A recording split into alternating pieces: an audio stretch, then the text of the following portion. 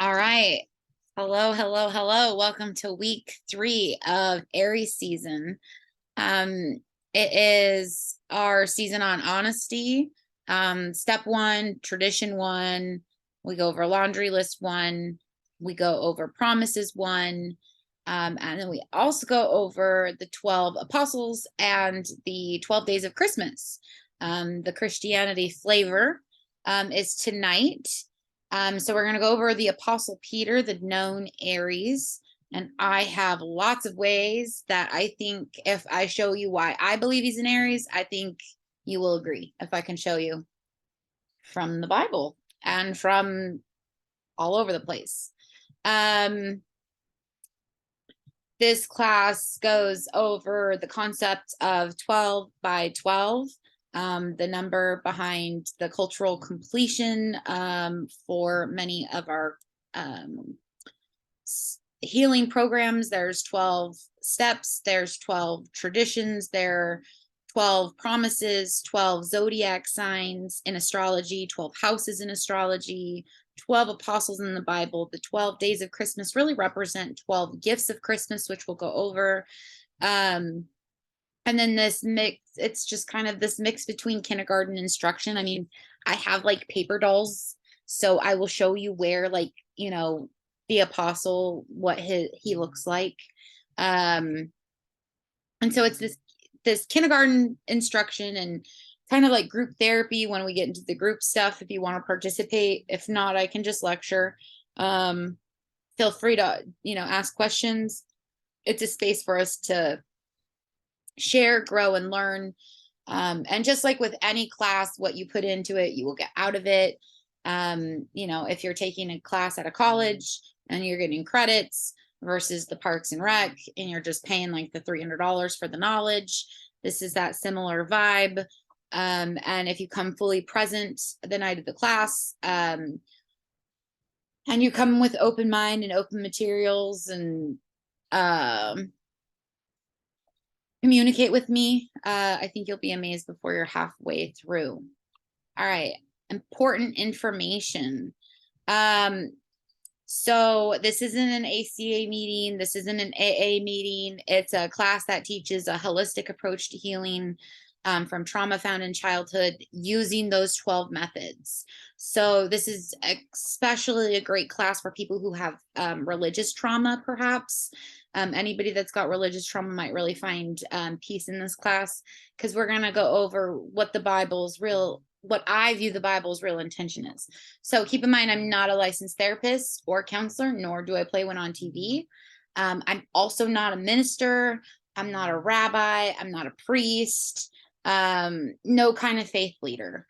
And so these are all just bits and pieces that I've accumulated that I wanted to share. Confidentiality concerns and beta testing this class. I am recording this class. I am uploading them to YouTube. So this will be a public, video. I am trying to figure out if I'm going to teach this class in person this term. I just got presented with new information today, so I might just stay Zoom all year long this first year and then move to doing them at a more educational facility locally. But this year I might just do it on Zoom. So I'm figuring that part out. And I'll go over the supplies on a separate screen. I have a syllabus. If you would like one, let me know. It's a lot of reading. A lot of people don't have a lot of time for a lot of reading. And I go over the stuff in class anyways. And then the forms to be completed. If you want to send me forms, if I have information of yours, it's nice to know that I have permission to have information of yours. These are the suggested supplies. If the nights that we do the birth charts, they're the first class of the season. It's good to know where you were born and what time you were born. That's the best part, because we can find what houses you are in. If you don't know what time you were born, that's okay. We don't have the stage in which things play out, but we know what your characters look like. And just some other supplies to help keep you organized if you really want to jump into this class on line and you're at home and you have a space to do this, this is a great jumping off point of things to use.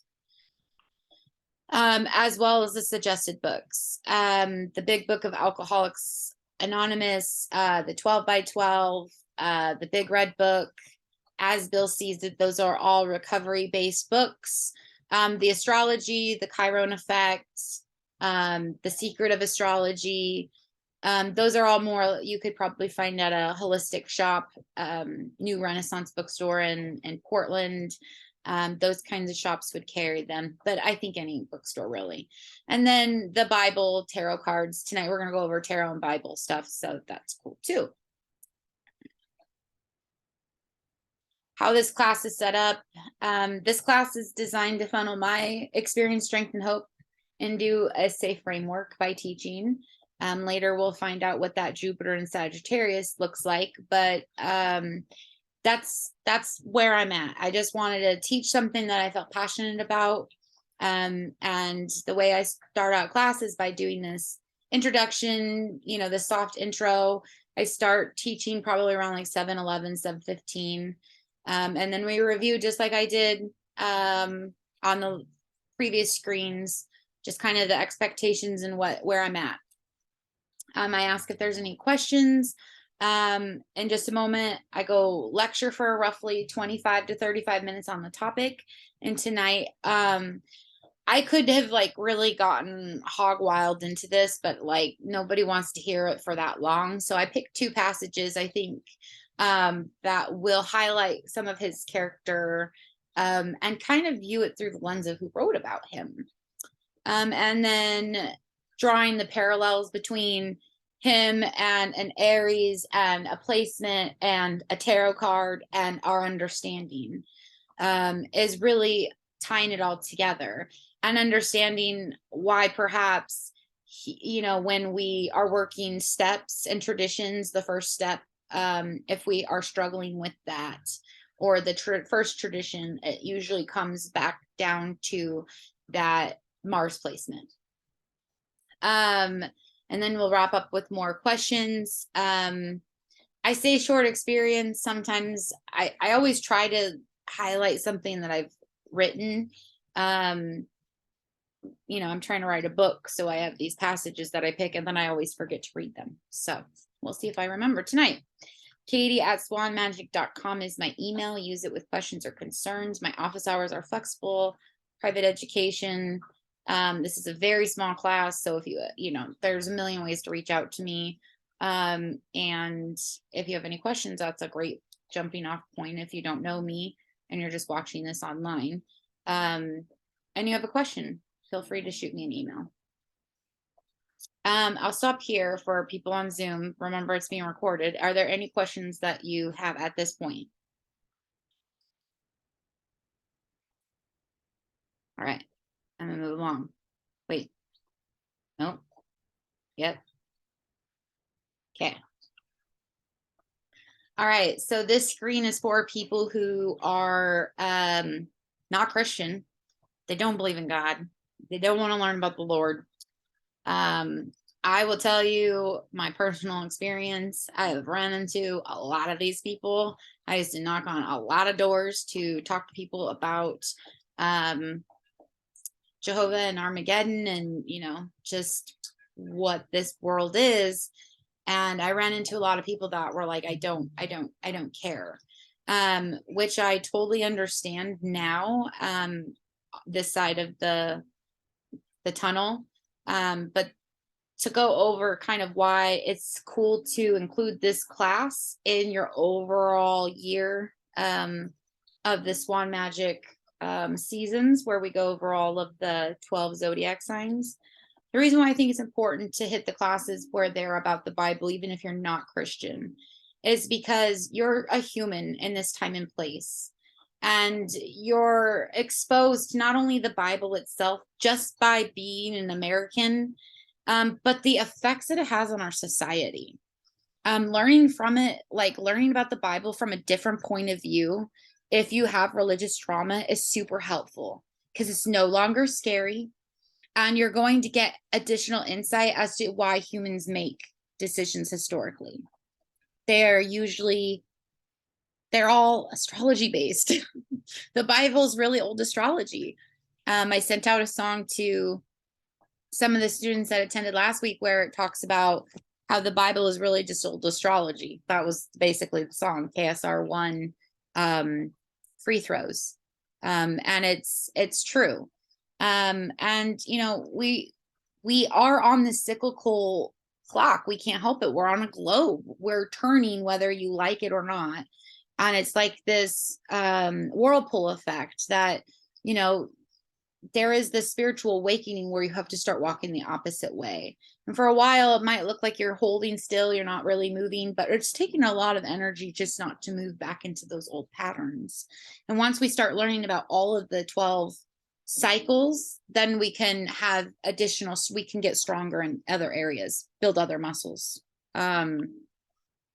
So the Apostle Peter, he shows up 19 times in the New Testament, and he is the Aries of the 12 apostles. Now, we don't know when he was born, but there are hints that show us in the Bible who he was. I definitely think that his Mars is Aries, his sun is Aries, and I believe that he was like definitely all first house.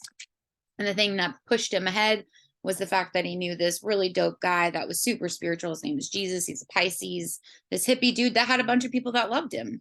And 12 of them followed him around. And one of those people was this dude named Peter. He was a fisherman. He has a brother named Andrew. And he's written about by a couple different people. I'm going to pull up the screen, actually. And while we're reading the screen, or when we're reading the Bible stuff, something to keep in mind is listen for Peter, not Jesus. A lot of people focus on Jesus in the Bible when they're reading it. I don't want you to think about Jesus. He's just some dude in these readings named Jesus. Think about Peter. Okay. We're going to go to this document.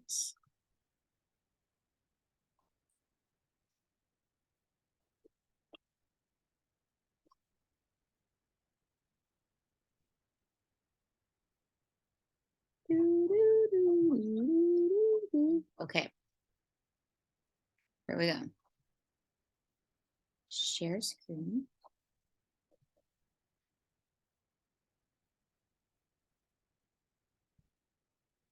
Okay, so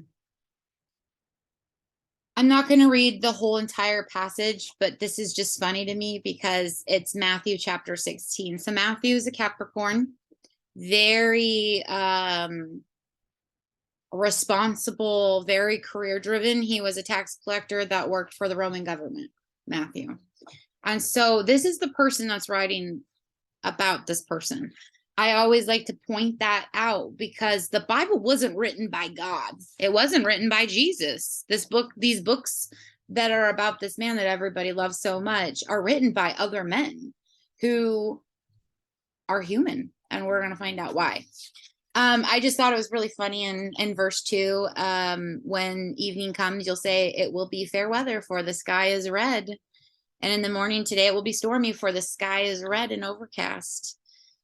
You will know how to interpret the appearance of the sky, but you cannot interpret the signs of the times." So it's just this energy of like, you can see all of the things externally, but you can't really interpret like what's really going on, like the bigger picture. I'll stop right now and say that I view the Bible as, when I talk about it, it is a historical text. I think these people are real characters. I think that it is a book that is a parable for many things. And for me, it's astrology. But it's kind of frozen. Okay, so we're going to talk about the keys of the kingdom. So this verse in chapter 16 is where Peter declares that Jesus is the Messiah. He's sure that he is the Son of God. And he says, Simon Peter answered, "You're the Messiah, the Son of the living God." So chapter 16, verse 16, Jesus replied, "Blessed are you, Simon Peter, son of Jonah, for this was not revealed to you by flesh and blood, but my Father in heaven. And I tell you that you are Peter, and on this rock I will build my church, and the gates of Hades will not overcome it. I will give you the keys of the kingdom of heaven. Whatever you bind on earth will be bound in heaven, and whatever you loose on earth will be loosed in heaven." And then he ordered his disciples not to tell anyone that he was the Messiah. I laugh and say that, because that was Matthew writing that, like totally a Capricorn covering his tracks, right? Peter took him aside and started to rebuke him. Total Aries energy, totally fiery energy, never a Lord. After, Jesus tells him how he's going to die, "That shall never happen to you," and gets all riled up. And again, this is according to a Capricorn, a masculine energy. This is what he's seen. And Jesus turns and says to Peter, "Get behind me, Satan. You're a stumbling block to me. You do not have in mind the concerns of God, but merely human concerns." Is it any wonder that that's what his human concern was? If your son is placed in the first house, of course that's what you're concerned about. That makes a lot of sense if you have that Aries energy.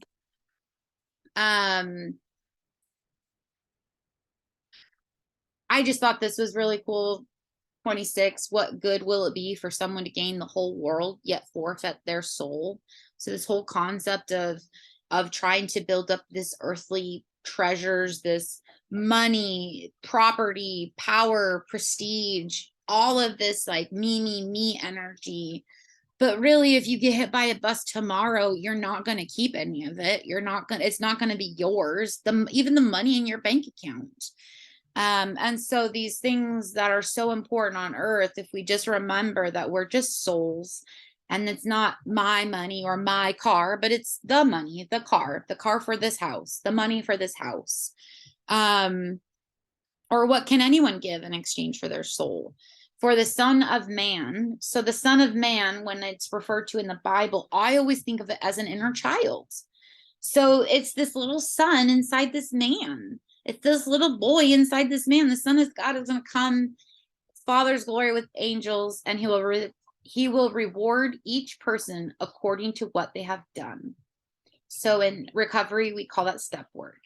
You work the steps. If you live in steps 10 through 12, you get the promises found on page 83. That's what we say in AA. So if you do the work, your reward will be according to what they've done. And it says, "Truly, I tell you, some who are standing here will not taste death before they see the Son of Man coming in his kingdom." So I say, work the program and you will see your inner child walking into their version of what a kingdom looks like for them. Tarot cards, I just think it's really interesting. Peter is known as the patron of locksmiths because he holds the keys to the kingdom. This is a very interesting card. This is 5 of Pentacles, and there's this key right here in the corner, and there's this door. So this energy of like, she could pick up the key at any time and go unlock the door, but she sits outside not doing that, thinking that she doesn't have any power. 5 of Wands is this very assertive energy. This is very Aries energy. It's this very fiery energy. And the 5s represent change. So keep that in mind. And then over here, we got the 2 of Wands. 2 of Wands is definitely Aries energy. It's that making that choice. Keep in mind that the difference between, when we're working a program, sometimes blame comes up. And so if you're struggling with any kind of blame, I want you to keep something in mind. There's a difference between blaming yourself and taking responsibility. Because once you start taking responsibility, that gives you choices. And choices allow freedom. So that's what the 2 of Wands energy is. This is very global energy. I just find it so funny how the globe keeps coming up, but it's this very global, like I have so many more options than what I perceive, than what I can see. I just need to make the next right choice. And then I can see all of the options. And then it's very Emperor energy. It's very masculine energy, like Peter, fiery energy, right? And he holds the keys to the kingdom. Passage 2. So we're going to switch over to John. So John is now going to be writing about what's going on. Keep in mind, Jesus had just come back from the dead, and he had been dead for 3 days. And that's a weird thing. So keep that in mind. I mean, if you were like hallucinating, if you're just on mushrooms and that's what you saw, it's still pretty trippy to see someone come back from the dead.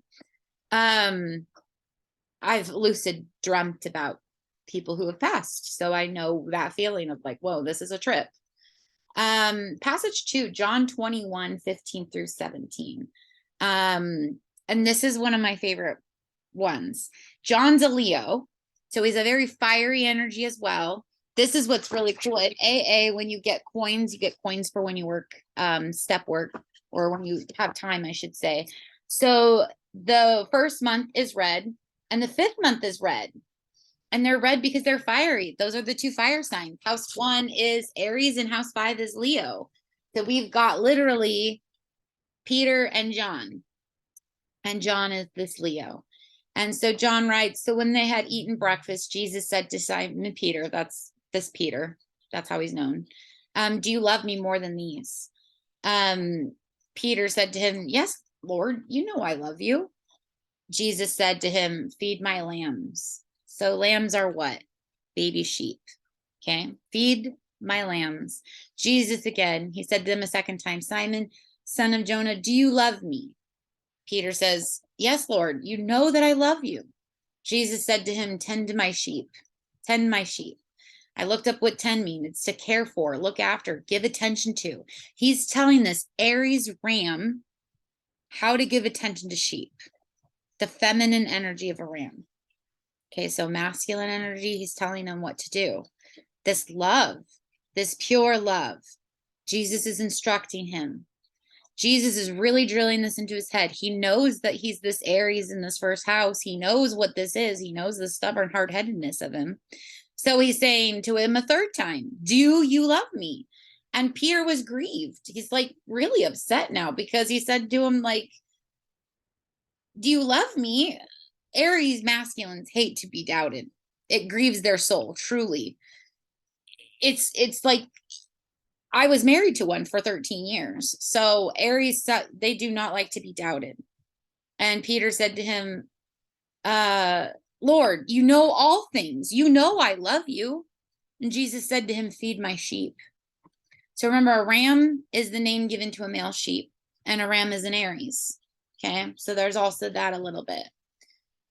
Jesus knew that he could feed his kind. He knew that Peter had that ability, but only if he hears the message to feed and tend to these little ones, the weak ones. Jesus knew that he could handle it because Mars, Aries, this honest energy he received from Apostle Peter. Keep in mind, Jesus is highly intuitive. He's a Pisces, for Christ's sake. I wanted to note up there with the son of Judah. I used to ask my dad in church why they would do that, because I read the Bible, we from front to back every week, kind of like our big red book study, but we're reading the Bible. So you go through like Exodus and it's like son of this and son of that and all these things. I sometimes don't think that really those things they're necessary anymore. I think they were like roll call at one point. Like that's how they like identify things. So I don't necessarily think that that's what Jesus would have placed emphasis on, calling him the son, but that the writer John, this is also interesting. So maybe he did do this because John was the one supposedly who Jesus favored. He's this Leo lion, this proud Leo lion that likes the attention, the spotlight. So listen to the rest of chapter 21. I'll read that in a minute. And why he maybe put the emphasis on the title of son. And I say we don't know why one focuses on something like a title. I've been told by men it's because they wanted the lineage, that time period.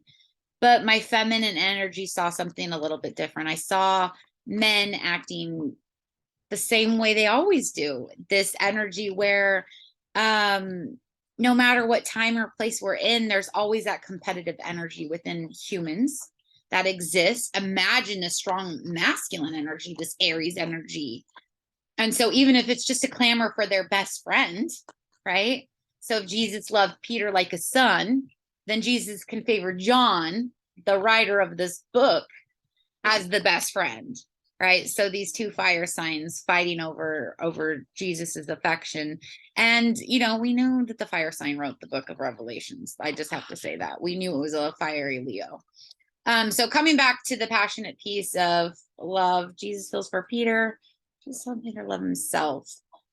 So one of the other things that I was reading in this passionate piece where Jesus is constantly asking, like, do you love me? Do you love me? Of course I love you. He's telling him to love himself, his inner family, these inner sheep, this inner lamb, because proving to Peter that if Peter could love Jesus, an external person, the way, and he knows how much he loves him. Like I said, he's an intuitive Pisces. He could feel that worship that he had for him, that Lord energy where you just worship this person. If he had that capability, then he would have the capability to have that inner fiery love for his inner family. And so I always laugh, like, the laundry list one, I feel like humans, when we're unhealed, fall into one of the two categories with laundry list living. There's the laundry list, and then there's the other laundry list, and it's becoming isolated and scared of the authority figures, or it's becoming that authority figure, right? It's becoming the bully to the bullied. It's this imbalance where the critical parent or the it's just something's out of balance, and so we know that that's present. I want to just make sure I touched on all the things really quick because I wrote notes on this one. Oh, yes, there is one thing I wanted to read. This is the big parallel Bible that I use because I like to see all the words. I don't want to get tripped. So I'll read the New International one because it's just like plain English. No thou, that, blah, blah. And I'm going to read 24 through 25. This is John, confident John, Leo John. This is the disciple who testifies to these things and who wrote them down. We know that his testimony is true. Thanks. You're really confident about that. Jesus did many other things as well. If every one of them were written down, I suppose that even the whole world would not have room for the books that would be written. This is proof that there's so much we don't know about Jesus. We hold a lot of people accountable to this standard of Jesus that we don't even know about. This Bible writer, John, reminds us of that. Maybe there would be books about all the women that he slept with. We don't know. This is proof that we don't know. All right, I'll stop there. And then I'm going to read one other thing. This is really rad. This is from my childhood. This is called Aid to Bible Understanding. It was a 1971 printing. It's when I was little. And when you open it up, it says containing historical, geographical, religious, and social facts concerning Bible persons, peoples, places, plant and animal life, activities, and so forth. And it quotes Proverbs 4:7. Wisdom is the prime thing. Acquire wisdom, and with all that you acquire understanding. So what is reading without comprehension, right? We got to understand what we're reading in order to become wise.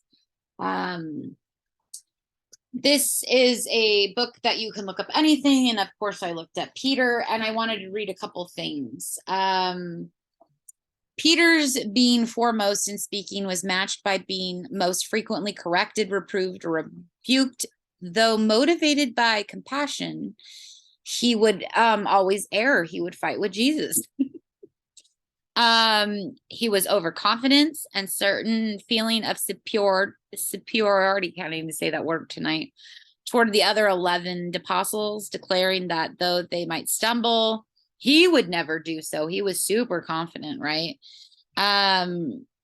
He is friends with John, and they don't know why, if it was personality or if it was just their pairing where they just naturally stayed together. Peter was not just a man of words, but also a man of action, displaying both initiative and courage, as well as strong attachment. So he was really this fiery, really strong-willed, passionate person. And on page 16, we go over the ram, which is Aries in this book. This is the arcana of astrology. And so he's the ram, this intensity, perseverance, independence, bossy action, so that definitely matches who Peter is. So I'm gonna go back to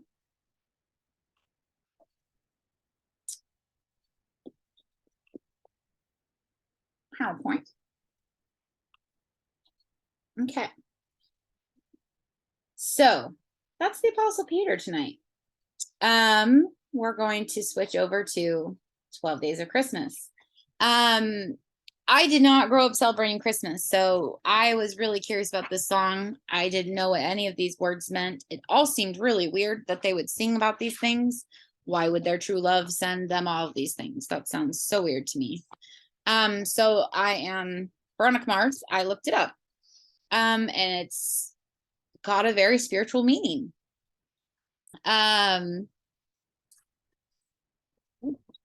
Each of the 12 days of Christmas, my true love gave to me. So first of all, just stop there. Our true love is this higher power. It's giving us these 12 gifts, just like the promises in the AA book, but we're going to add a Christian spin on it, right? So it's these 12 gifts that our higher power gives to us. Our true love gives to me. And the first gift that our true love gave to us, our higher power, was our sun sign, was our sun. S-O-N, S-U-N, doesn't matter. Jesus Christ is represented as the sun in this song. And for me, it represents, it's this ego part of us.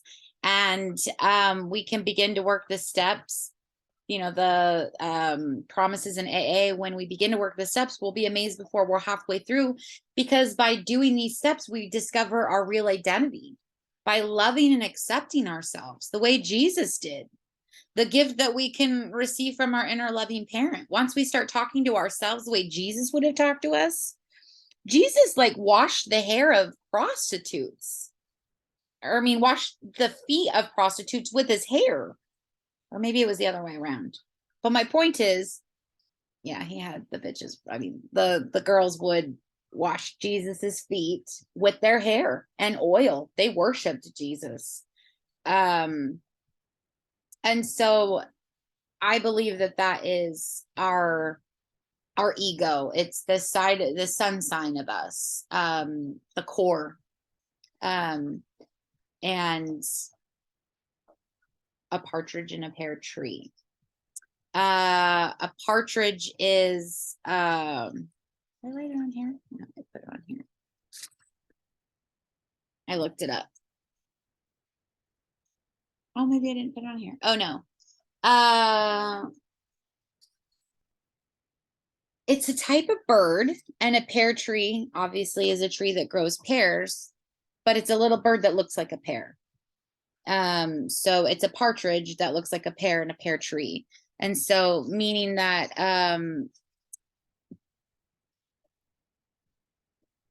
Jesus is symbolically presented as the mother partridge, I guess, the bird, because she would feign injury to decoy a predator away from her nest. She was even willing to die for them, and the tree is the symbol of redemption, or the cross. So the partridge in a pear tree, right? So it's this ego part of us that I would die for you. I would die for you, baby. That's that energy. Okay, so that's the 12 days of Christmas. That's the first day, and the next month we'll do 2. And then last week I asked people to look up Red Martyr. I just thought this is interesting when you read about Peter as the Catholics depict him. They have this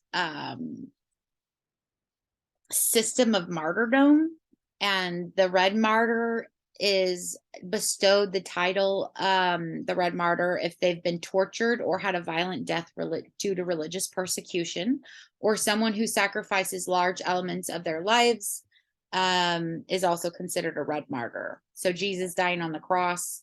Peter was crucified in Rome, and so they were both considered Red Martyrs. And something I wanted to consider just popped in my head is, what if a human today took their own life, a violent death, after being tortured by an institution meant to love and protect them because it's the religious persecution? Or let's say someone's life changes drastically due to someone they loved dying, someone they loved taking their life due to this religious persecution. That kind of matches to me. Like, do they fall under that Red Martyr? That was kind of where my head went, was like, interesting, we could still have those today, even if we're not putting someone on the cross figuratively, or I mean literally, but figuratively. Wow, lots of tongue twisters tonight. I always say this in every class, especially when it comes to Bible stuff.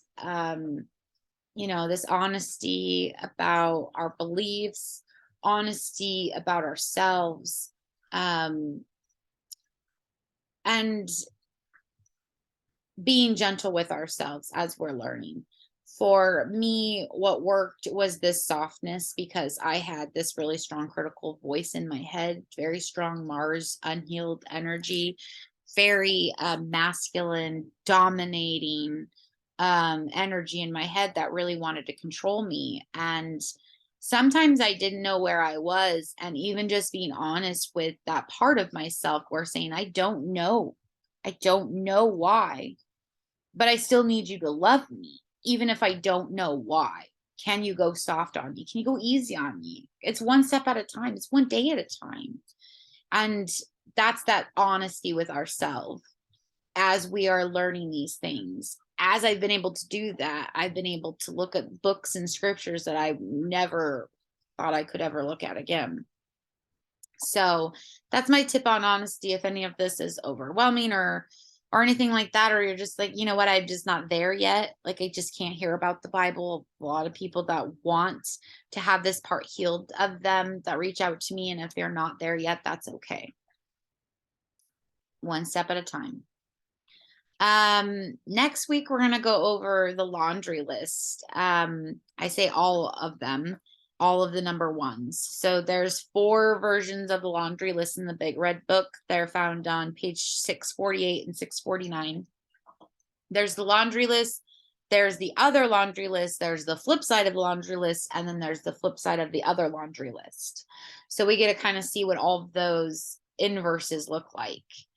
And remember that laundry list living, really it gets amplified by this unhealed Mars energy. So if you have a Mars placement that's really significant or prominent, our laundry list living, where we start to become afraid of those people, or we become the bully, or we choose to, we are addicted to excitement, or we're trying to love people we can pity and rescue, these little things that we do just unknowingly, and really stopping and having that pause, separating from that part of ourself and saying, okay, what part of me is unhealed right now or needing my attention? Sometimes that's the laundry list living that gets amplified if your Mars is struggling or in hurts, because we're just human. The Big Red Book, page 3 through 11, is about the laundry list, the intro, how it became a thing, Tony A, who wrote it, and it's a great jumping off point to next week, because we're going to go over promises. We're going to go over what it looks like when we live in this laundry list living, and when we live in the promises. And so questions I want you to consider for next week, or if you wanted to write these down, or you want me to send them to you to consider, is how does the idea of the Bible being a veiled form of teaching astrology sit with you? So if you were to find out that the Bible actually was teaching you astrology all along, How would that sit with you? How can we make sure that our common welfare comes first? I always bring this up anytime I do anything in person because we want to make sure that we're all working towards the same goal, especially when passions get aroused and Mars, and that energy, that Aries fiery energy. Wanting to make sure that we're all working towards the same goal helps the fire all work towards together as opposed to exploding on each other. How could a passion, a Mars placement, something like that impact one's ability to work step one accurately? How does the feeling powerless or unmanageable feel with your Mars placement? Is there a place where that unmanageability pops up more than other places due to where your Mars is placed? And if you're attending next week, you know, I have the syllabus. There are links on the syllabus. Again, I will probably just read to you anyways next week. But if you're just eager, you want to know where I get my information from, let me know. Shoot me an email and I will make sure. That is the end of my lecturing. So I want you to have a good night and I'll see you next week. I'm going to stop recording unless somebody wants to hop on with questions. I'm happy to answer any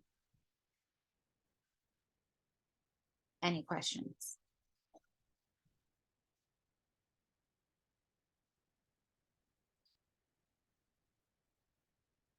Final countdown. It's 8 o'clock. All right. Well, I will see you guys next week. Thank you for tuning in. Tuning in? All right. Tuning in.